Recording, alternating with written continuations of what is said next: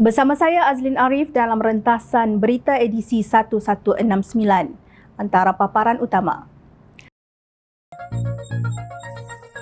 Siakap senohong gelama ikan duri.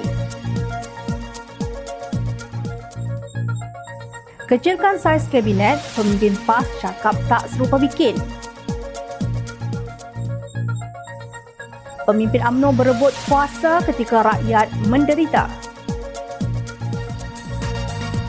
Naik macam kilat, turun macam siput.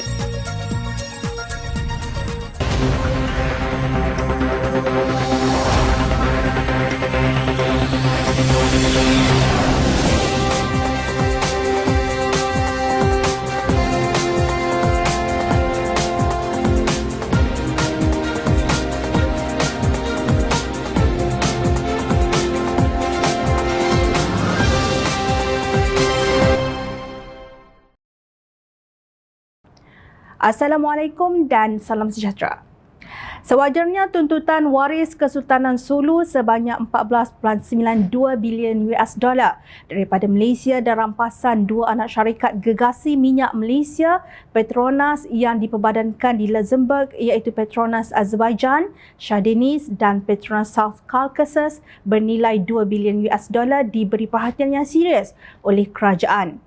Namun, lain pula yang dilakukan oleh pengerusi Lembaga Penasihat Barisan Nasional Datuk Seri Najib Razak.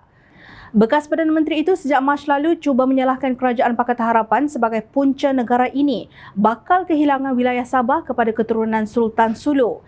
Najib berkata tuntutan daripada Kesultanan Sulu hanya difailkan pada 2019 ketika PH menjadi kerajaan. Susulan itu, Ketua Strategi Pemuda Amanah Ammar Atan dan Peguam Muda Amanah Azri Abdullah dan Fadli Umar mencabar beliau untuk berdebat. Kami cabar debat, Najib Razak telah menipu rakyat dan cuba menuduh pihak lain bertanggungjawab berkenaan kes saman waris Sulu ini. Kami telah buat laporan polis terhadap beliau atas kesalahan di bawah Seksyen 233 Akta Komunikasi dan Multimedia Seksyen 499 dan Seksyen 505 Kanun Keseksaan. Kami juga mencabar Najib Razak untuk berani berdebat dengan kami atas isu kedaulatan negara tercinta, kata Ammar dalam satu kenyataan. Menurut mereka, laporan polis dibuat tidak bermaksud Pemuda Amanah menyokong Kesultanan Sulu. Mereka berpendapat orang ramai harus tahu bahawa apabila pembayaran RM5,300 setahun kepada waris Kesultanan Sulu itu dihentikan pada tahun 2013, ia merupakan kelalaian kerajaan pada masa itu. Menurut mereka, ketiadaan tindakan diambil terhadap kecuaian ini di mahkamah akhirnya menyebabkan negara berdepan dengan isu ini. Menurut portal jusmondi.com yang menyimpan arsip dokumen perundangan, notis niat untuk memulakan timbang tara dihantar pada 2 November 2017 kepada Kedutaan Malaysia di Madrid, Spanyol. ITA in Review, the Journal of the Institute for Transnational Arbitration, terbitan Jilid 4 2022, pula menyatakan Malaysia menghormati Perjanjian 1878 sehingga 2013 apabila ia berhenti membuat pembayaran. Malaysia tidak menjawab notis itu. Ketiadaan tindakan Malaysia dalam prosiding mendorong pihak yang menuntut iaitu waris untuk mendapatkan pada Februari 2018 pelantikan penimbang tara daripada Mahkamah Tinggi Keadilan Madrid menurut Akta Timantara Spanyol. Sekali lagi, Malaysia tidak mengambil bahagian dalam prosiding tersebut menurut jurnal tersebut. Akibatnya, Mahkamah Tinggi membenarkan permintaan mereka dan pada Mac 2019 melantik Dr. Gonzalo Stampa sebagai penimbang tara tunggal. Tahun 2017 hingga Februari 2018, semasa waris Kesultanan Sulu memulakan tuntutan timbang tara, kerajaan yang memerintah ialah UMNO Barisan Nasional yang diketuai Najib Razak. Peguam negara ketika itu ialah Tan Sri Muhammad Apandi Ali. Dalam satu kenyataan media secara bertulis, Pemuda Amanah berkata kenyataan Najib Razak jelas tidak bertanggungjawab dan telah menyebabkan berlaku kekeliruan fakta provokasi ke atas pihak lain, malah merendahkan tindakan yang diambil oleh pejabat peguam negara pada tahun 2019. Kami ingin menyatakan bahawa syarian fakta secara jujur dan telus akan menunjukkan bahawa kausa tindakan saman waris Sulu tersebut adalah berpunca daripada tindakan Perdana Menteri tahun 2013 Najib Razak yang mengambil keputusan menghentikan bayaran penyerahan hak kepada waris Sulu selepas insiden pencerobohan Lahad Datuk. Pemuda Amanah menegaskan bahawa peguam negara semasa dan kerajaan semasa tidak pernah menyatakan terdapat sebarang salah laku oleh pentadbiran Pakatan Harapan berkaitan dengan isu saman waris Sulu ini. Tindakan Najib Razak melalui hantaran-hantaran Facebook tersebut sudah tentu berniat jahat dan bertujuan untuk merosakkan reputasi pihak lain serta dibuat dengan kebarangkalian tinggi untuk menutup kesilapan, kekurangan dan peninggalan pentadbiran beliau yang telah membawa kepada masalah kini, tegas mereka. Selain itu, ia mampu menyebabkan pihak-pihak lain seperti bekas Peguam Negara Tan Sri Tommy Thomas dan mantan Perdana Menteri Tun Dr. Mahathir Mohamad antara lainnya dikenakan dakwaan dan hukuman jenayah atas kononnya kegagalan mereka menjaga kedaulatan dan kepentingan negara, tegas mereka. Bersediakan Najib Razak bertanggungjawab terhadap apa yang ditulisnya dan di atas kecuaian lampaunya dengan menyambut cabaran debat pemuda amanah. Pesan orang tua-tua dahulu, siakap senohong, gelama ikan duri. Bercakap bohong, lama-lama mencuri. Pada 29 Disember 2015, Timbalan Presiden PAS, Datuk Seri Tuan Ibrahim Tuan Man dalam tulisannya berkata rakyat perlu dibebaskan daripada menampung kerajaan yang high maintenance atau penyelenggaraan yang tinggi kerana sikap perbelanjaan pemimpinnya yang boros, membazir dan tidak ekonomi. Ketika itu, beliau mencadangkan 16 tindakan. 2 daripadanya terkait langsung dengan kos penyelenggaraan menteri-menteri dan timbalan menteri, iaitu mengecilkan saiz kabinet agar ia sesuai dengan nisbah negara dengan membuang menteri dan timbalan menteri yang sering memberi cadangan kontroversi dan mengenakan potongan gaji sebanyak 20% bagi menteri dan timbalan menteri agar mereka memahami kepelitan rakyat. Setelah gagal menjadi kingmaker pada pilihan raya umum ke-14 pada 2018, Ahli Jawatankuasa PAS Pusat Dr. Ridwan Muhammad Noor mengulangi kenyataan yang sama menerusi tulisannya yang bertajuk Kecilkan Saiz Kabinet dan Kurangkan Gaji Menteri pada September 2019 ketika Pakatan Harapan mentadbir negara.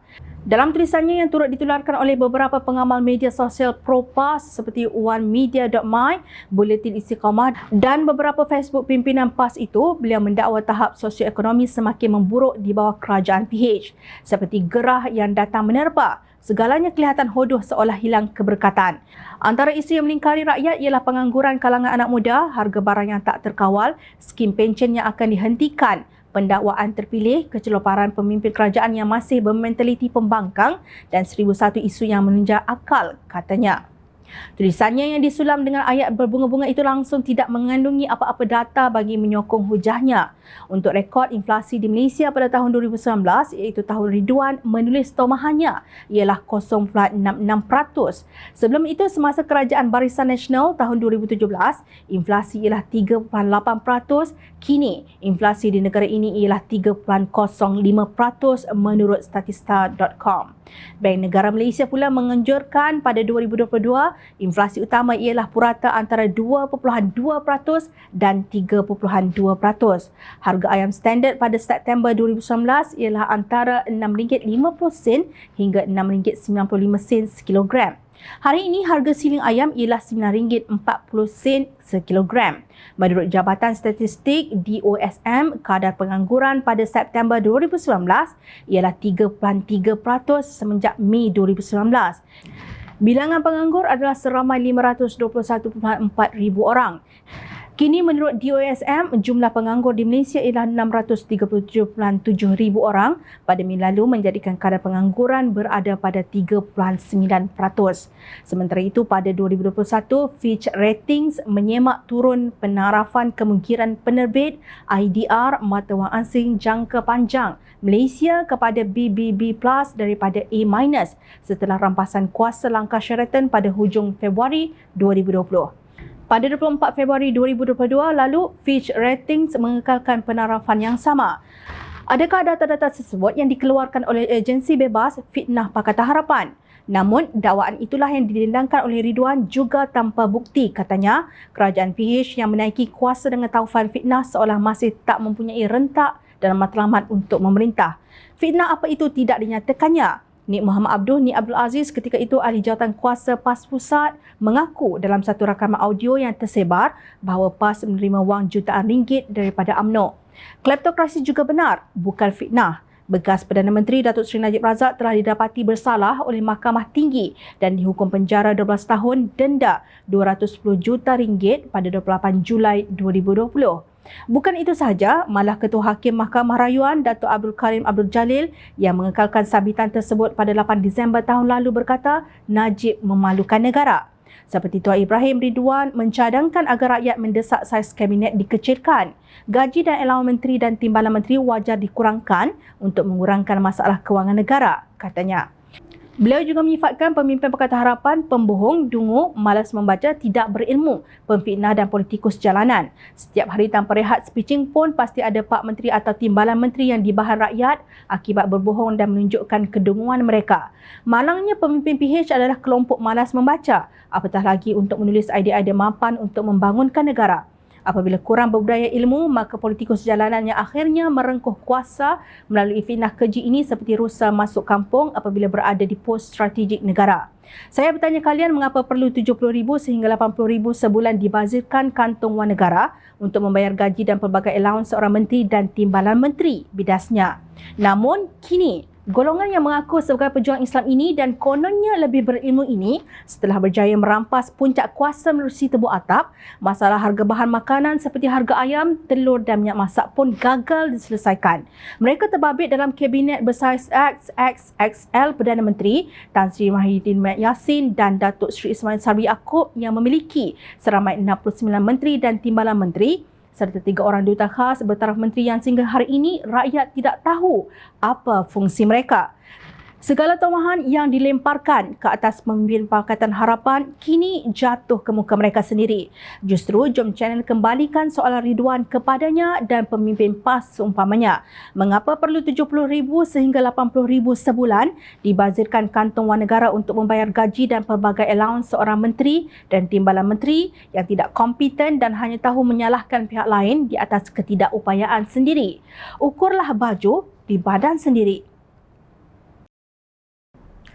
Walaupun pilihan raya negeri Melaka telah lama berlalu dan Ketua Menteri telah berjaya mengekalkan kuasa, namun tidak nampak kestabilan politik akan berlaku di negeri pahlawan Melayu itu. I want to see that, is it happen or not? Saya nak lihat perkara itu berlaku atau tidak, kata Ketua Menteri Melaka Datuk Seri Sulaiman Mat Ali lapor Berita Harian kemarin. Bila berkata demikian, berikutan desas-desus akan terjadi undi tidak percaya terhadapnya pada sidang Dewan Undangan Negeri 25 Julai ini. Kalau ada undilah, apa ada hal, tak ada nak takut apa-apa. Saya pun tak tahu berita ini datang dari mana. Mungkin ada orang yang tak suka melihat kita dalam keadaan aman dan tenteram, katanya seperti dipetik. Minggu lepas, pengerusi Badan Perhubungan UMNO Melaka, Datuk Seri A.B. Rauf Yusof yang didakwa oleh sebuah akhbar bahasa Cina berhasrat mengambil alih jawatan Ketua Menteri, menafikannya. Sebaliknya, beliau menuduh pembangkang pula. Sebagai pengerusi Barisan Nasional Melaka, saya tidak akan sesekali mengkhianati mandat dan kepercayaan diberikan rakyat pada pilihan raya negeri yang lalu. Tuduhan seperti itu bukanlah pertama kali dilemparkan terhadap kepimpinan negeri ini dan ia adalah permainan pembangkang yang cemburu dengan kejayaan yang dicapai kerajaan negeri selepas BN menerajui Melaka, katanya menurut Berita Harian. Exco kanan perindustrian itu dilaporkan berkata laporan portal tersebut adalah berniat jahat serta boleh mengganggu gugat kestabilan politik negeri. Jom channel melihat takkan kestabilan politik negeri boleh tergugat jika keadaannya aman dan tenteram seperti yang didakwa Ketua Menteri Melaka itu. Ia sekadar penafian. Hakikatnya, UMNO sedang kucalana. Pada 15 Mei lepas, Perhimpunan Agung UMNO 2021 meluluskan usul supaya pemilihan parti ditangguh 6 bulan selepas pilihan raya umum ke-15 diadakan. Kenyataan Timbalan Presiden UMNO Datuk Seri Muhammad Hassan jelas menunjukkan senario yang akan terjadi jika diadakan pemilihan pucuk pimpinan sekarang. Pemilihan parti diadakan dalam masa 6 bulan selepas PRU. Kita tidak mahu perpecahan dalam parti, jangan pandang ringan. Pertahankanlah martabat UMNO. Situasi itu dibayangkan oleh Ahli Parlimen Padang Rengas Datuk Seri Muhammad Nazri Abdul Aziz yang mendedahkan bahawa 2 pemimpin UMNO yang berhadapan kes mahkamah telah melanggar perjanjian yang dibuat pada 2009 yang meletakkan syarat mana-mana pemimpin parti yang dihadap ke mahkamah perlu mengundur diri. Bercakap dalam satu forum di Yusof Ishak Institute, Muhammad Nazri berkata perjanjian itu turut dipersetujui oleh Perdana Menteri ketika itu Datuk Seri Najib Razak dan timbalannya Datuk Seri Ahmad Zahid Hamidi. Sekarang mereka menguasai parti dan bukan mengutarakan janji yang telah dibuat, katanya seperti dipetik Astro Awani. Kedua-dua mereka kini digelar sebagai kluster mahkamah bukan oleh pembangkang tetapi oleh rakan ta'awun parti itu sendiri iaitu pemimpin PAS. Malah Muhammad Nazri mendakwa usaha meneruskan perjanjian persefahaman MOU transformasi dan kestabilan politik dengan Pakatan Harapan menjadi masalah kepada Perdana Menteri Datuk Seri Ismail Sabri Yaakob kerana tentangan dalaman UMNO dan bukan pihak lain. Yang menentang MOU ini bukan pembangkang tetapi sebaliknya dari parti kami sendiri, mereka di dalam UMNO. Saya bimbang dengan UMNO, saya tidak bimbang tentang PAS atau Bersatu. UMNO merupakan musuh terbesar kita pada masa ini. Perkara ini datang dari parti saya sendiri. Kenapa? Ini kerana kepentingan peribadi nak mengelak kes mahkamah. Apa yang akan berlaku kepada mereka jika mahkamah mendapati mereka bersalah? Ini memalukan dan tidak masuk akal, katanya menurut laporan.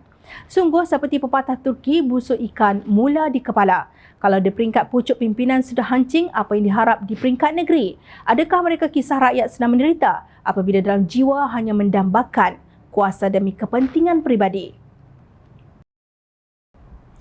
Industri minyak kelapa sawit nampaknya macam sudah jatuh ditimpa tangga, tercium tahi ayam pula. Rabu lalu, Indonesia berkata bahawa ia menghentikan sementara penghantaran warganya untuk bekerja di Malaysia, termasuk beribu-ribu diambil untuk sektor perladangan. Tindakan ini susulan pelanggaran perjanjian pengambilan pekerja yang ditandatangani antara kedua-dua negara. Pembekuan itu merupakan tamparan terbaru bagi Malaysia, pengeluar minyak sawit kedua terbesar di dunia dan penghubung utama dalam rantaian bekalan global yang menghadapi kekurangan kira-kira 1.2 juta pekerja yang boleh menjejaskan pemulihan ekonominya, lapor Reuters 13 Julai lalu. Duta Besar Indonesia ke Malaysia, Hermono, memberitahu Reuters pembekuan itu dikenakan selepas pihak berkuasa imigresen Malaysia terus menggunakan sistem pengambilan dalam talian untuk pembantu rumah yang dikaitkan dengan dakwaan pemerdagangan dan buruh paksa. Operasi berterusan sistem itu melanggar syarat perjanjian yang telah ditandatangani antara Malaysia dan Indonesia pada April, bertujuan untuk meningkatkan pelindungan pekerja rumah tangga yang bekerja dalam isi rumah Malaysia, kata Hermono. Malaysia bergantung kepada berjuta-juta pekerja asing yang kebanyakannya berasal dari Indonesia, Bangladesh dan Nepal untuk mengisi pekerjaan kilang dan ladang yang kononnya diketepikan oleh rakyat Malaysia.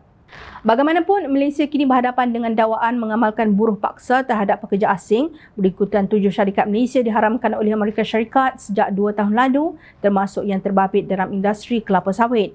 Selain kekurangan buruh dan dakwaan buruh paksa, harga sawit buah tandan segar turun secara mendadak hingga paras harga RM700 setan daripada purata harga RM1,600 setan pada Mei dan Jun lalu.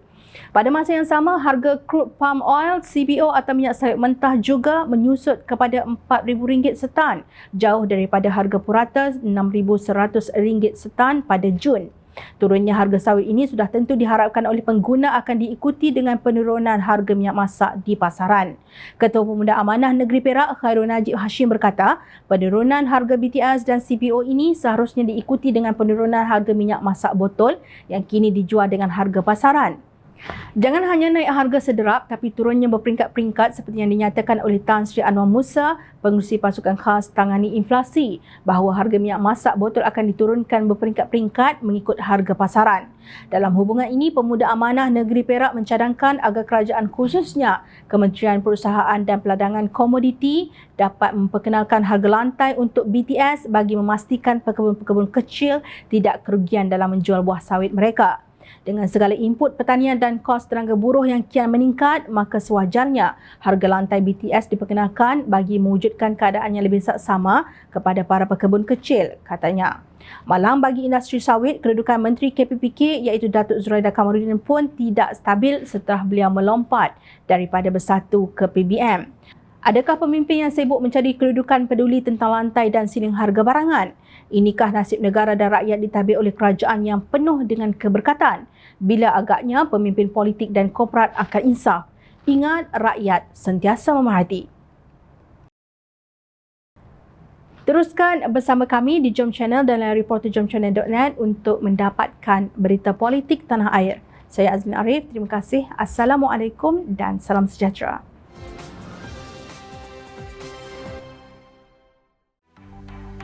Mencari maklumat dan berita politik yang bebas, kupasan yang tepat, panas. Dapatkannya secara eksklusif hanya di Jom Channel. Komitmen kami, pentasan berita Isnin hingga Jumaat. Melalui cara dan isu semasa, kami garapkan secara langsung. Panel-panel berkaliber dan profesional. Interaktif, pandangan anda kami raikan. Jangan lupa bersama kami di setiap hujung minggu dalam edisi khas mingguan. Jom channel, moving forward, sharing a new experience.